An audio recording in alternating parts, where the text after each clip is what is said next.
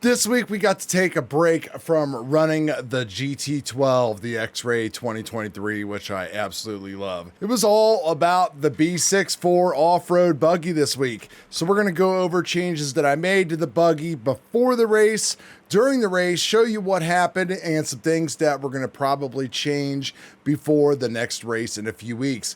I'm Chad, this is the Dorky M40 RC channel, and we are going to make you faster today.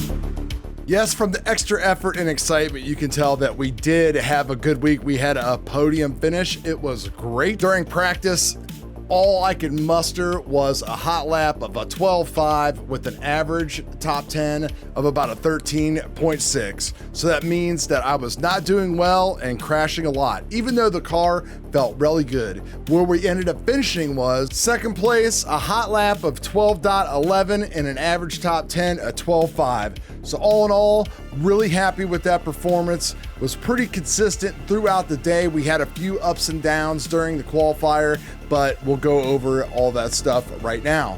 Now we're running a 21.5 fixed timing stock class motor system inside the B64. If you want to take a look at what we've done before with this and all the different setups, I'll go ahead and put a link right up here and you guys can take a look at that. The biggest thing that I think was slowing me down, besides my lack of talent, of course, was the car was a little heavy. So I played around with all of the chassis insert weights, ended up actually lightening up the car quite a bit. So much I actually went 20 grams underneath the all-up weight for a two-wheel drive buggy, which is like 1,474 grams, something like that. So going back and forth between a couple different batteries, one running in a 21.5 open, which is people who have a way faster motor than me, and the 21.5 just stock, I was playing around with the different sized brass weights that can go right here underneath the battery. Now I had already removed and replaced the one up front under the steering servo and under the ESC to make these lighter, give the car just an overall lighter feel.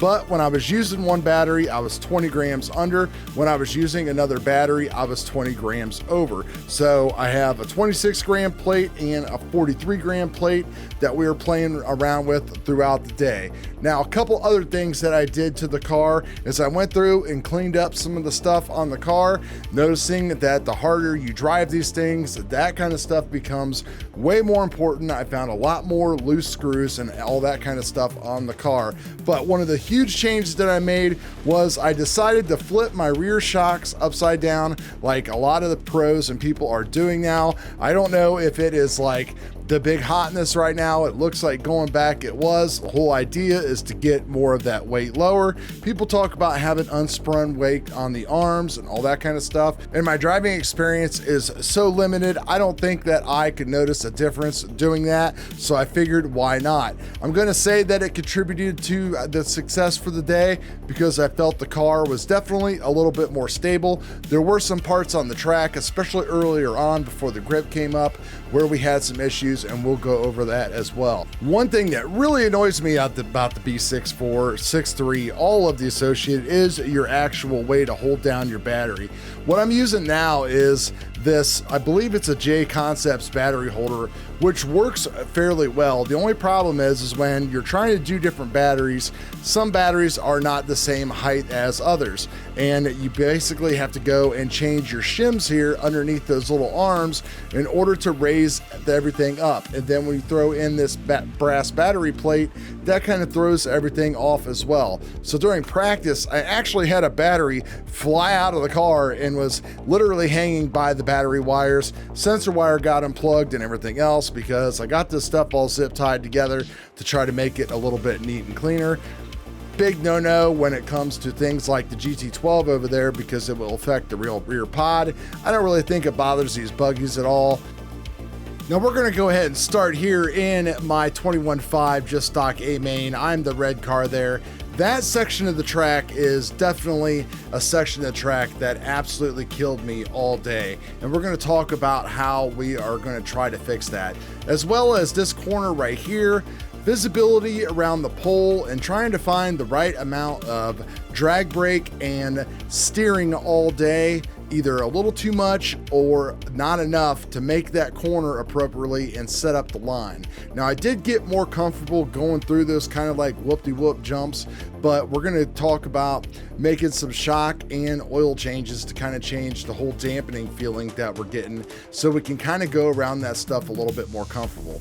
The other thing that I really started getting really good at, especially in this main, was landing that crossover kicker on the downslope and not slapping the chassis at the beginning. If you hit that flat area, your car is just going to start bouncing, going crazy, everything else, as well as the step up that is in front of the driver's stand. But there you can see I lost literally like a second every time that I had to go through there. So coming around, this is the step up that I'm talking about, taking it easy around there, then getting on the throttle, coming off the throttle in time, getting around there, hitting the throttle, landing that jump right there, just kind of building consistency throughout the race, trying to keep up the pace. But again, this corner and this straightaway here just completely ruined me all day long. As well as Brett just was on fire. Dude showed up at the track for the first time and just tore it up. Got a little crazy right there, you can see, flew off the track, so that's never a good thing. You don't want to get that crazy during a main. But again, just trying to push myself a little bit and see what I can do with the car. At the end of the race, when I realized I was a couple laps up on the third place finisher, I just decided to kind of hold off a little bit and just finish the race safely, take my second place and my car, and go ahead and go home because I had already broken a shock tower for the day and didn't really have, well, I wouldn't have had any time doing repairs because that was it. So once again, great day. We totally learned a lot. We did better each every time. Not very many people there. Last race of the summer point series. We'll see how things pick up during the winter. Hopefully more and more, so that way we can keep things going. Now, I was excited to take my B6.3 back there and start working on converting it over, but I think I'm gonna hold off on that just because I realized, like I said earlier, the harder you drive these cars, the more work and maintenance that you need to put into them. Now, things like loose screws, gonna take this thing apart and we're gonna just tighten everything up. We're gonna go through, redo the shocks. The diff definitely needs redone. There's definitely not much diff action going on there at all right now. I'm also thinking going back to the slipper clutch assembly and not the eliminator. I don't think this is the right thing for our track since it's kind of slow. I could be wrong. I also was advised to go ahead and probably go up on my oils a little bit, as well as go back to the original blue kit springs on the rear to help me through those little whoop-de-whoop sections so the grip on the carpet that wouldn't actually kind of snag on the tires as much. So we're going to try things like that. And then of course we're just going to kind of go through and fix everything. I noticed that my front shocks here, in order to get the appropriate ride height on both sides, that one shock is down a little bit more than the other. Not the end of the world, but since it's time to probably freshen up the shocks, since it's been, you know, a while, we'll go ahead and take those apart, polish the shafts, and get all that stuff done as well. One other thing I forgot to mention, we have a pretty small track, as you can see, so I started eliminating a lot of the wing. I could probably take the wing down even more, especially on the sides, but I think we'll just probably leave it at that because I don't want to remove any more weight from the car and start adding unnecessary weight. Now, the other thing to think about as far as an unnecessary and necessary weight is right now the way the car sits, if I put my main battery that I want to put in here, I'm actually going to be about 40 grams lower than I need to be. Now I can fix that by throwing this 43 gram brass plate right underneath the battery. Now, when you put weight underneath the battery, what everybody says and what I can kind of notice is it does just kind of calm the entire car down, because what it actually is going to do is put that weight a little bit more in the center and kind of resist the whole monster of carpet racing, which is the weight transfer from front to back that can upset things, taking away steering or taking away rear drive and rear grip. And there was a few situations, especially on that big corner coming out of the straightaway, that I was actually losing rear grip very first time I've ever remembered recently on in this building.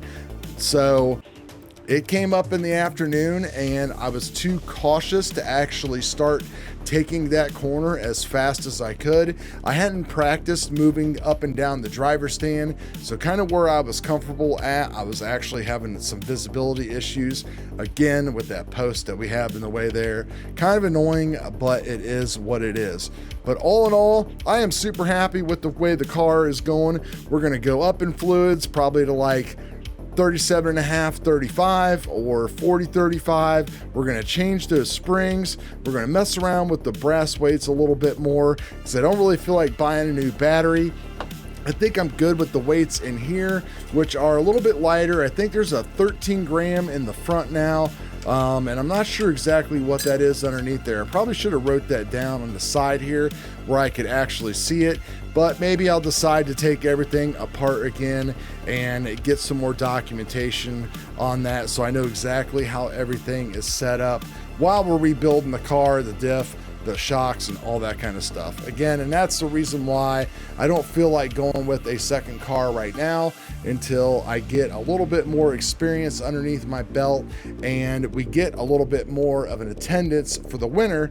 So that way I'm not gonna be like working on two cars. I can always run this car like I have been in the 21.5 open class. I know that I'm gonna never win that running this just stock system in there, but it's lap time, it's an extra 10 bucks, and what else are you gonna do while you are sitting there? I just need to basically get that battery situation figured out so I have two of the same battery that are ready to go, and I don't have to flip-flop between a battery and a weight and everything else and the annoying B6 battery system.